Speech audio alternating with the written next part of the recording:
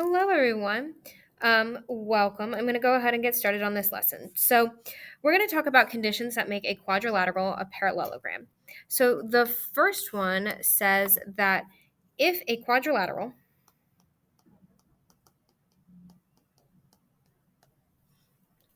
has each pair of opposite sides parallel,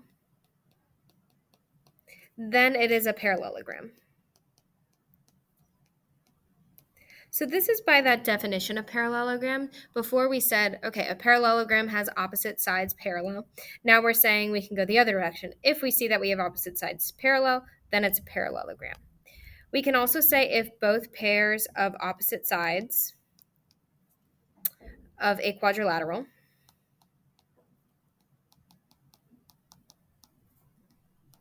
are congruent, then it is also a parallelogram.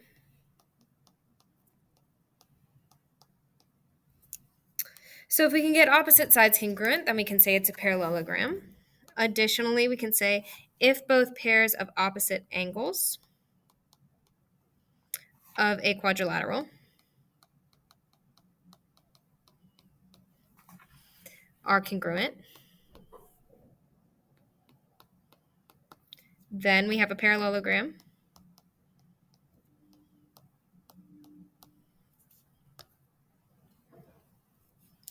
If the diagonals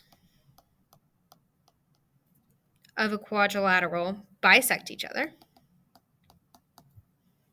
then it is a parallelogram.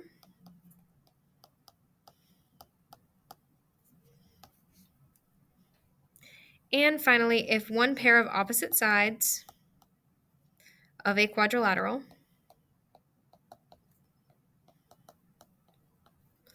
is both parallel and congruent, then it is a parallelogram. So these are basically all of the same things we talked about last class, just going the opposite direction. So last class we said if we have a parallelogram, then opposite angles are congruent. But now we're saying if opposite angles are congruent, then we have a parallelogram. So we're just stating kind of the opposite. So we're going to determine whether each of the quadrilaterals is a parallelogram. So the first one, we have one set of congruent sides, so that's good.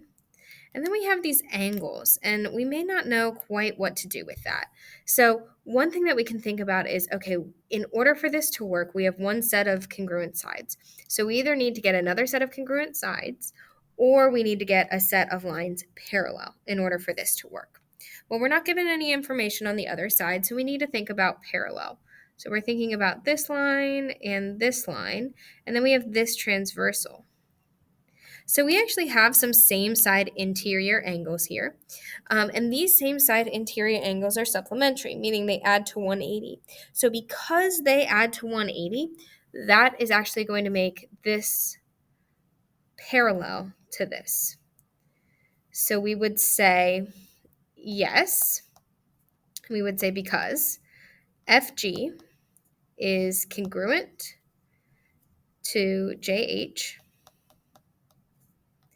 and FG is parallel to JH. And you may not remember it, but it's by the converse of that same side interior angle theorem.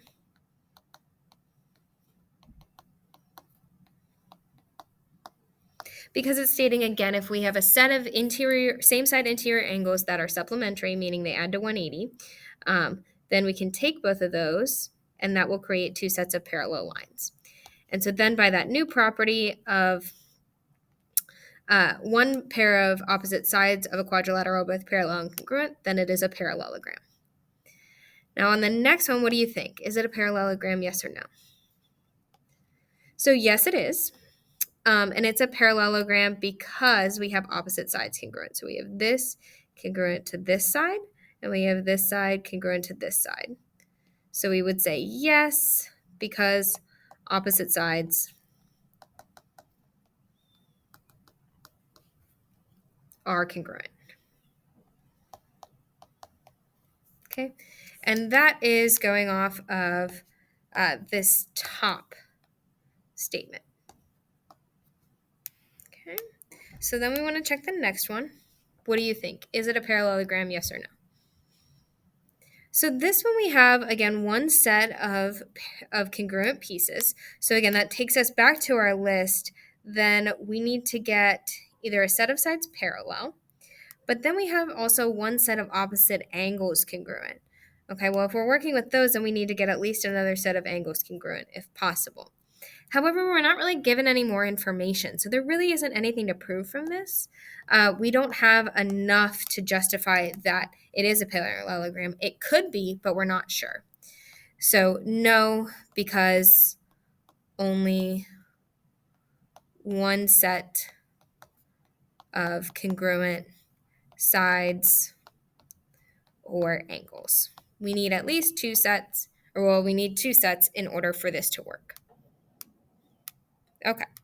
So we're looking at this picture, and it says fk equals 3x minus 1, kg equals 4y plus 3, jk equals 6y minus 2, and kh equals 2x plus 3. Find x and y so that the quadrilateral is a parallelogram. So fk, we're told, is 3x minus 1. Kg, that's this piece, is going to be 4y plus 3. jk is 6y minus 2, and kh is 2x plus 3. So again, we go back to that list that we have to follow, and this one is going on about the diagonals have to bisect each other. Then it's a parallelogram. So that means in order for this to be a parallelogram, we need to go ahead and set this diagonal, this piece of the diagonal fk equal to kh. So we would say 3x minus 1 equals 2x plus 3. And that's what we would need in order for this to be a parallelogram. So we would subtract 2x from both sides and add 1 to both sides. So we'd get that x equals 4. And then we'd also need to find y. So again, these are bisecting each other. So that means that kg and jk should be congruent to one another. So we would say that 6y minus 2 has to be equal to 4y plus 3 in order for this to be a parallelogram. So we would subtract 4y from both sides and add 2 to both sides. So we'd get that 2y equals 5, and then we divide both sides by 2. So we'd get that y equals 5 halves, or 2.5. And that's okay, we're allowed to have a decimal. Alrighty. So again, this is kind of more options. It says find x and y so that each quadrilateral is a parallelogram. So looking at the first one, we are looking at some angles and some sides. We're looking at angles in the first one. So the only kind of rule that works with angles is the one that says, okay, both pairs of opposite angles have to be congruent in order for it to be a parallelogram. So that means here we would have to have that 56 is congruent to 7x in order for this to work. So we can set 56 equal to 7x, and we can solve for x that way. So we would divide both sides by 7, and we'd get that x is equal to 8. And it didn't ask us to plug back in, so we're okay there. And then we'd also have to find y. So again, opposite angles. So this one and this one would be congruent. So we'd say 5y minus 26 equals 4y plus 4. We'd subtract 4y from both sides and add 26 to both sides. So we'd get that y equals 30. Okay, and so those are the values that would cause this figure to become a parallelogram. So I'd like you guys to try B on your own. Okay, so with B, again, we're working with sides here. So there's a couple options for sides, but we have all four sides kind of given to us. And so we either need those sides to be parallel, which we weren't told that, congruent, which we could find, or congruent and parallel. Again, we're not really given much information on the fact that these are parallel or not. So instead, we're going to have to work with the fact that opposite sides would need to be congruent. So we'd say that this needs to be congruent to this. So we'd say 4y minus 9 has to equal 2y plus 5. We'd subtract 2y from both sides and add 9 to both sides. So we'd get that 2y equals 14, and then we divide by 2, and we'd get that y equals 7. We'd go ahead and we'd do the same thing for x. Again, in order for this to be a parallelogram, these opposite sides need to be congruent. So we'd say 3x plus 4 equals 5x minus 2. So we'd subtract 3x from both sides and add 2 to both sides. So we'd get that 6 is equal to 2x, and then we divide by 2, and we'd get that x is 3. We don't have to plug back in, but those are the values we would need to prove that those are parallel. Alrighty, so the next thing we're going to talk about is parallelograms in the coordinate plane. So we can use different formulas that we have. We can use the distance formula, we can use the slope formula, and we can use the midpoint formula to determine whether a quadrilateral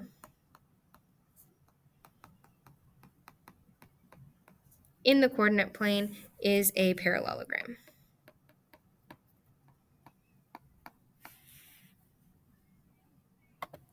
Okay, so first we're going to work with the distance formula. So if you don't remember, when we have the distance formula, that is the square root of x2 minus x1 squared plus y2 minus y1 squared.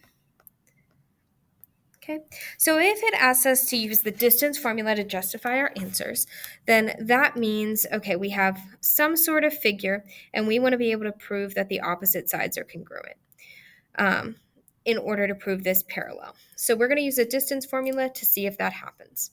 So you can draw this in a coordinate plane. I'm not really going to. I'm just going to draw a little rough sketch. So I have A, B, C, and D. So I want to make sure side AB is the same length as side CD, and side BC is the same length as side AD. So I'm going to start by finding the distance from A to B. So I'm going to call this my x1, y1, and my x2, y2. So I would say the square root of x2, which is 8, minus x1, which is 3, squared, plus y2, which is 2, minus y1, which is 3, squared. Okay, so that's going to equal the square root. 8 minus 3 is going to be 5 squared, plus a negative 1 squared. So that would be 25 plus 1, so that'll be the square root of 26. Okay, so that's the length of AB. Now I want to see if that's the same as CD. If it's not the same, I can stop and I can say it's not a parallelogram. But if it is the same, then I need to go back and I need to check the other sides. So again, I'll call this x1, y1 and x2, y2. So I'll say the square root of x2, so 1 minus x1, which is 6, squared, plus y2, which is 0, minus y1, which is negative 1, squared. So that's going to get me negative 5 squared. This double negative will go positive, so plus 1 squared. So again, I get 25 plus 1. So that's the square root of 26. Okay, so we do have that AB is congruent to CD. We know that because we just found it and we found that their measures are the same. So now that we've proven that AB is congruent to CD, now I need to check to see if BC is congruent to AD to make this fit one of my qualifiers. So let's go ahead and we'll do the same thing, this time for BC. So we'll call this x1, y1, and this x2, y2. So we're going to do the square root of 6 minus 8 squared plus negative 1 minus 2 squared.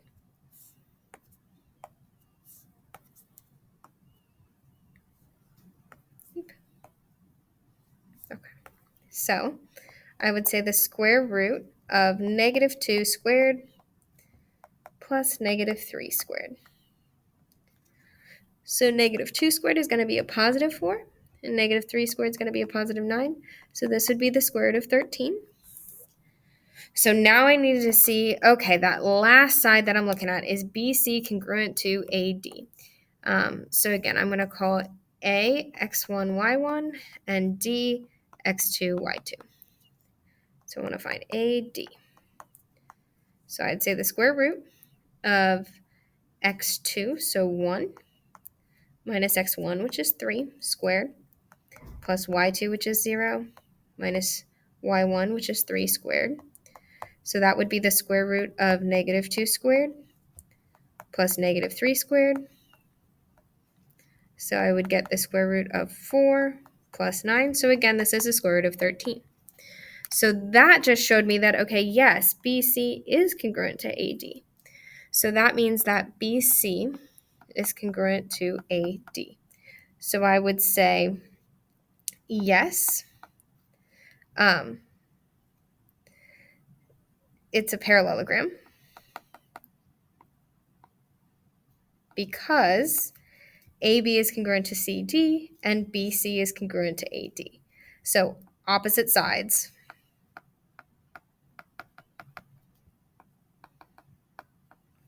are congruent. Okay, and so that is how we prove it using the distance formula. So it is a lot of distance formula, and that's why we need to make sure that we know that from previous units. Okay, so the next one states, is the quadrilateral with these vertices a parallelogram using the midpoint formula? So the midpoint formula, which again we do need to know, is x1 plus y1, x1 plus x2 divided by 2, comma, y1 plus y2 divided by 2. Okay, so this one may be trickier to see because you may be thinking, well, we don't use the midpoint in any of these. But if we're thinking about a parallelogram, we'll call this A, B, C, D. You're right, we don't use the midpoint for any of these, but we do use the midpoint for the diagonals. So again, before we said in order for this to be a parallelogram, the diagonals have to bisect each other, which means the midpoint of each of those diagonals needs to be the same thing. So that's what we're looking for here. So instead of looking for the midpoint of AB, we're really looking for the midpoint of BD. So we're going to start by trying to find the midpoint of BD. So that's working with this line right here. So again, we'll call this x1, y1, and we'll call this x2, y2. So this time we'd say, okay, x1 is 4 plus x2, which is negative 2, divided by 2, comma y1, which is 2, plus y2, which is negative 1, divided by 2. So when we simplify that, 4 minus 2 is going to be 2, so 2 over 2, and we'll get a positive 1 over 2. So our midpoint for BD is going to be 1, comma 1 half. So then we need to see if that is the same thing as our other midpoint, if they are bisecting one another for those diagonals. So we also need to find the midpoint of the other side to see if it's the same thing. So we need to find the midpoint of AC. Okay. So we'll say this is x1, y1, and then this is x2, y2. So we'll say negative 2 plus 4 divided by 2, and 4 plus a negative 2 divided by 2. So we'll get, for the first one, we'll get 2 over 2. For the second one, we'll also get 2 over 2.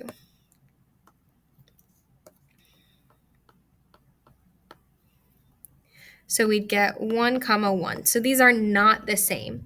So no, it's not a parallelogram.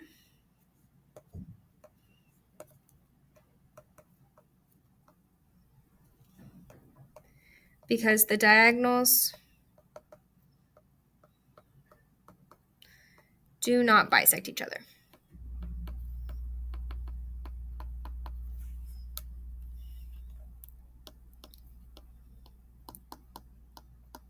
right? Because if they did bisect each other, we'd get the same point because the midpoint is kind of the same thing as bisecting. It's splitting this piece into two congruent pieces and this one into two congruent pieces. But that's not what's happening here. And so because of that, we do not have a parallelogram. All right, and lastly, this one says, is the quadrilateral with these vertices a parallelogram? Use the slope formula. So again, if you maybe don't remember, the slope formula is y2 minus y1 over x2 minus x1. So the reason we're using the slope formula is to see if we have two sets of parallel sides here. So again, I'm not going to draw this in a coordinate plane, but if I have a figure, and again, this is A, B, C, D, then I need to see if BC is congruent to AD and if AB, I'm sorry, not congruent, is parallel to CD. So that's what I'm kind of checking for here. So I don't know that yet, so let's see if I can figure that out. So I need to use the slope formula to find the slope of each of these lines. So I'm first going to start out by trying to find the slope of the side AB. So I'm going to call this x1, y1, and this x2, y2. So I'm going to say y2, which is 4, minus y1, which is 3, over x2, which is 8, minus x1, which is 2. So I'm going to get 1/6. So I want that slope to be the same as CD. So I'm going to go ahead and check to see if it's the same as CD. And if it isn't, then I can stop. But if it is, I have to keep going. So I'll call this x1, y1, and x2, y2. So I'll say -3 minus -2 over 1 minus 7. So this double negative would go positive. So I would end up getting -1 over -6, and the negatives would cancel out. So this would actually be a positive 1/6. So that just got me that, okay, AB is parallel to CD.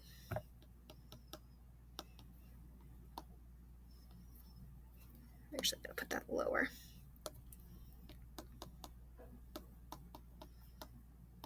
Okay, so now I need to check the other two sides. So I'm going to check BC.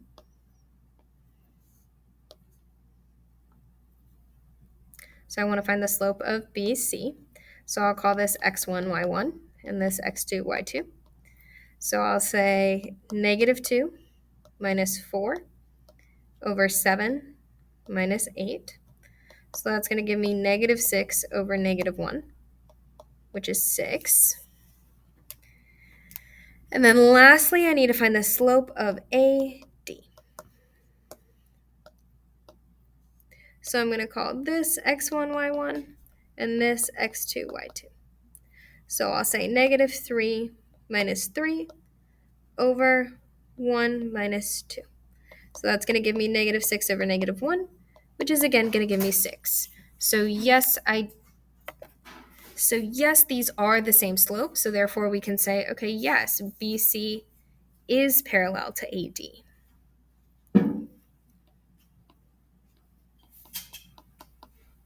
Okay, so is this a parallelogram?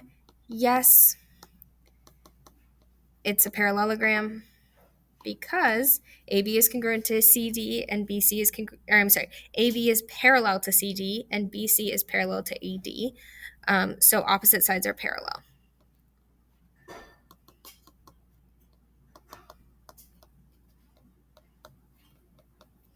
And so that is enough to prove congruence.